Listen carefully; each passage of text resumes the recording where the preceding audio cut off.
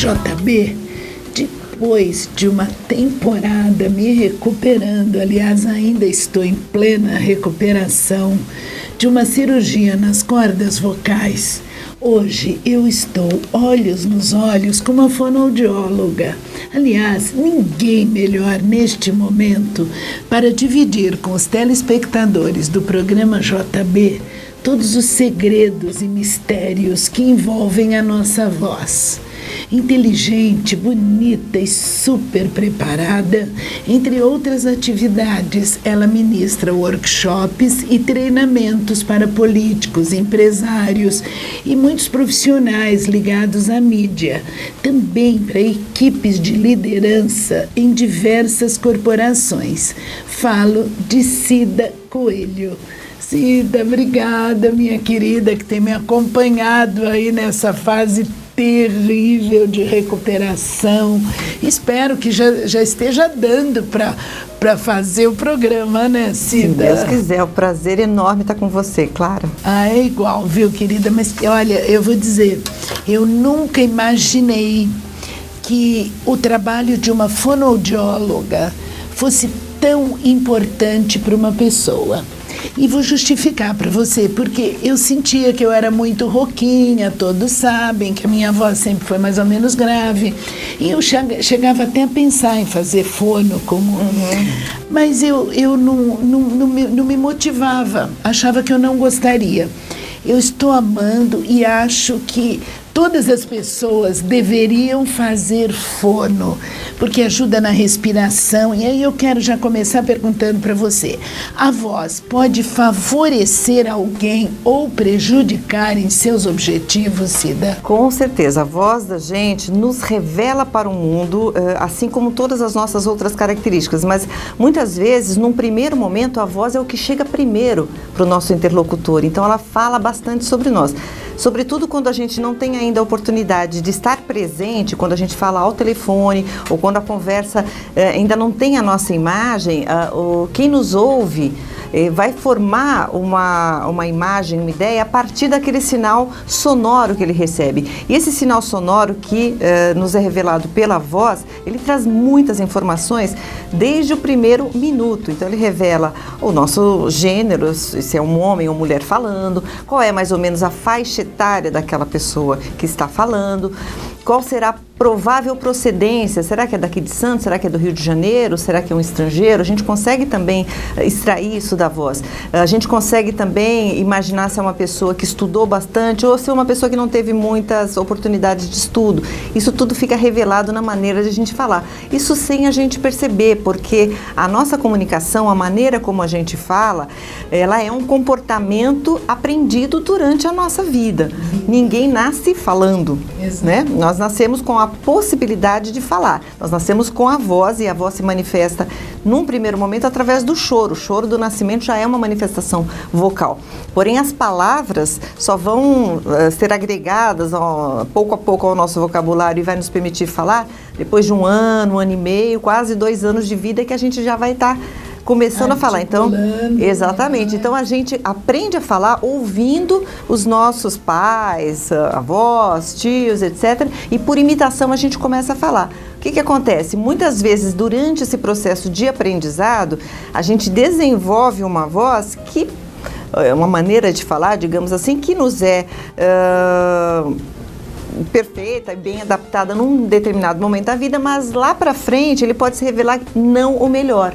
Agora, Cida, mas veja bem, mas a voz tem a ver com a personalidade da pessoa? Tudo a ver? Tudo a ver. E você pode, inclusive, digamos, criar hábitos errados em cima da voz? Com certeza. Alguns desses a gente herda, tá? Entre aspas, por imitação, porque se eu tenho uma família, por exemplo, se eu venho de uma família italiana onde todos falam alto, falam com a mão, falam rápido e falam forte, por exemplo, há uma tendência familiar que as pessoas falem desse jeito, tá? Eu disse uma tendência, não é uma condenação, tá? Ou seja, dependendo, então a gente vai se formando isso ao longo de uma vida e tudo é muito devagar, por isso que a percepção, eu acho que depois a gente pode voltar, né? Por que quando é que você decidiu que era o momento de você tratar das suas cordas vocais? Porque assim como aconteceu com você, para a maioria das pessoas acontecem. As mudanças na voz são muito lentas. E é curiosésimo. Agora que eu fiz a cirurgia, isso,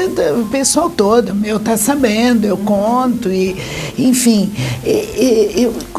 todo mundo tem uma coisinha para reclamar da voz. É uma coisa incrível. Todo mundo se sente autorizado também Isso é uma das razões. A comentar o que é bacana. Exatamente, que eu falei no início, da importância de uma fonoaudióloga, de um fonoaudiólogo na vida da gente. Porque eu sinto que eu deveria até ter feito isso muito antes do problema acontecer, né? Que veio de uma série de coisas, mas até aí tudo bem. Deixa eu falar uma coisa para você. As vozes, eu posso procurar você, por exemplo, querer mudar minha voz, ou um homem que quer uma voz mais grave, ou uma mulher que quer uma voz mais fina, mais sonora, seja o que for. É possível fazer um tratamento de mudança, Cida? É possível, sim. E eu vou te explicar o porquê, né? Quer dizer, porque as pessoas podem pensar, mas como que eu vou? Minha voz é essa, e ponto final. Quer dizer, a maioria das pessoas fala, já nasci assim, então como é que eu vou mudar? Na verdade, como eu estava respondendo a sua pergunta anterior, né? A gente desenvolve a voz, a gente aprende a falar ouvindo as pessoas. Então, a gente traz uma parte, digamos assim, 50% é resultado da minha anatomia, da minha fisiologia, das minhas características anatômicas e o que elas vão permitir. Ou seja, existe um limite também para essa mudança. Tá? Cada um de nós tem um determinado formato de cavidades, da cavidade oral, onde o som vai ressoar e tudo mais. Só que a outra parte foi aprendida. Então, a gente tem partes duras, a gente tem ossos e cartilagens e a gente também tem músculos e mucosa dentro da boca.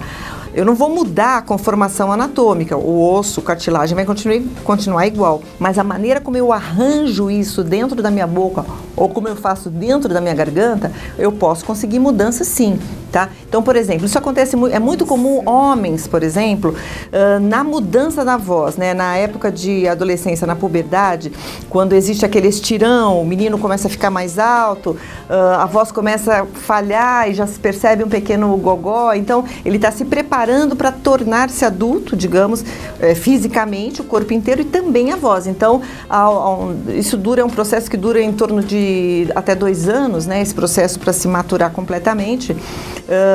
E aí o menino vai ter uma laringe adulta. Só que essa voz adulta, ela não vai aparecer da noite para o dia, ela vai ter que ser pouco a pouco absorvida pelo dono da voz, no caso o adolescente. E muitas vezes esse processo, ele não é bem finalizado, tá? Porque vai haver um crescimento da laringe, tá? Mas tem que haver uma acomodação, a laringe tem que descer, tá? No ponto de vista vertical, ela tem que dar uma descidinha na garganta. O que acontece com muitos homens, tá? É que essa descida, ela se dá incompletamente, tá? Ela não se dá por completo, ela se dá até a metade, porque muitas vezes isso ocorre por volta de 13 anos para alguns, 12 para alguns, 14 ou 15 para outros, não importa, mas muitas vezes o menino ainda não se sente, digamos assim, ele não se sente adaptado àquela nova voz que ele está recebendo porque de repente ele com 14 anos ainda se sentindo ainda totalmente molecão e tal. É muito estranho, é possível falar como homem. De voz então do homem. Há uma tendência muitas vezes dele segurar para que a voz não saia tão grave, tá? E ele consegue, porque o músculo vai segurar, ele vai tensionar o músculo e muitas vezes ele desenvolve uma voz mais ou menos assim. Alguns homens têm uma voz meio de taquara rachada porque assim ele segurou e assim foi uma vida inteira. Então, você tem homens, muitas vezes, 20, 30, 40 anos que estão com uma laringe, com uma muda vocal incompleta e que com alguns exercícios, isso até relativamente rápido, você consegue finalizar aquela muda que não se completou quando devia, mas que agora, Cida, num determinado momento. Você usou essa expressão, que muita gente diz, não, eu nasci assim. Mas, Cida, tem vozes que são tão lindas e que nunca foram cuidadas, trabalhadas, nem sujeitas a um tratamento com um profissional. Isso é da pessoa, é de nascença, isso existe. Aí a gente tem que pensar mais bonitas na que voz outras. e no conjunto da comunicação, tá? Porque essas vozes que muitas vezes a gente acha bonitas, assim, a gente vê na verdade o pacote inteiro. Então você vê a voz, a maneira de falar, aquela sonoridade, aquele timbre, tá? Eu, assim, de uma forma muito otimista, eu poderia te dizer o seguinte, que uns 5% das pessoas foram abençoados por Deus e têm esse dom, digamos. Exato. Tá?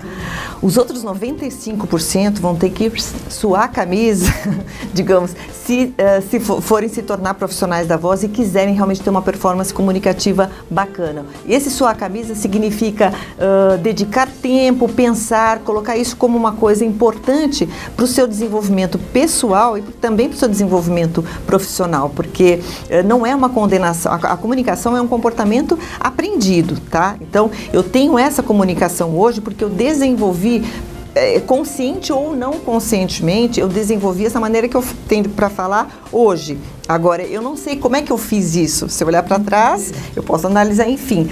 Isso foi feito não de uma forma totalmente intuitiva. O que ocorre é que para muitas pessoas, por razões profissionais, enfim, a pessoa percebe que ela precisa de uma comunicação um pouco mais adaptada à necessidade dela naquele momento. Então, um vendedor que de repente passa a gerente, ou um gerente que sonha em ser um executivo sênior, enfim, percebe que vai ter que melhorar a sua capacidade de falar, a sua capacidade de essas comunicar. pessoas que nascem com essas vozes lindas é presente de Deus mesmo, porque sabem cantar, gente, sem aprendizado, sem nada. Mas assim como a gente pode fazer um paralelo no futebol, assim como o Neymar, digamos assim, já nasceu também abençoado, né, com o dedinho de Deus, desde pequenininho é bom de bola, né? Você pode ver que desde pequenininho ele é muito bom de bola. A gente tem a oportunidade de ver o tempo todo nos vídeos mais antigos que ele era bom de bola, só que ele nunca parou de treinar, tá? Então, assim, é a somatória, né? Claro, se você já tem o dom, quanto mais você treina, quanto mais você usa, mais você pode se tornar ainda melhor. E quem não tem o dom, ou seja, quem não tem aquela graça divina de ter uma voz melodiosa, maravilhosa, sempre é possível melhorar. Por que você decidiu ser fonoaudióloga? Você tinha algum problema com voz? Foi influência de alguma coisa? O que Olha, levou eu você? te diria o seguinte, eu sempre gostei de comunicação, tá? Isso, eu sempre... Sagitariana, super falante, super... Mas eu não era super falante, eu acho que eu sou um case bom, assim, também, porque eu sempre fui muito tímida. Então, na época da decisão do vestibular, eu acho que a minha melhor habilidade era a comunicação escrita, tá? Mas eu não optei pelo jornalismo, por exemplo, naquela época, já por conta da timidez, né? Ou assim, não foi de caso pensado que eu fui procurar uma autoajuda, mas hoje, observando, talvez eu tenha procurado inconscientemente uma maneira de me ajudar a mim mesma, né? E, enfim, mas com a prática, né, da clínica diária, do contato com as pessoas, eu fui percebendo que era possível melhorar e, principalmente, tomei a decisão de que queria melhorar, né? Decidi que iria me expor, né? E aí a gente vai, e é possível realmente ao longo da vida se aperfeiçoando. Cida, nós chegamos no finalzinho do nosso tempo, mas eu tenho ainda tantas coisas para conversar com você que eu queria convidá-la a continuar aqui comigo para nós gravarmos então o nosso segundo programa. Vai ser um prazer. Obrigada, querida, vamos continuar juntos. JB, para você, um beijo.